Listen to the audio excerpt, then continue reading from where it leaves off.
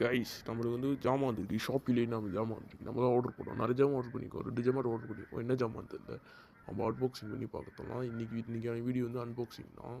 நம்ம மீனுக்கு தான் நான் ஆர்டர் பண்ணியிருக்கோம். நம்ம டப்பு தான் நம்ம ஆர்டர் பண்ணோம். என்ன தெரியல. 2 ஆர்டர் பண்ணோம். பார்க்க திறந்து கத்தி தான் வெட்டணும். ரொம்ப கிராஸாக இருக்குது கைஸ். கத்தியில் தான் வெட்டி ஆகணும். பாருங்க, சேஃப்டியாக தான் பண்ணியிருக்காங்க.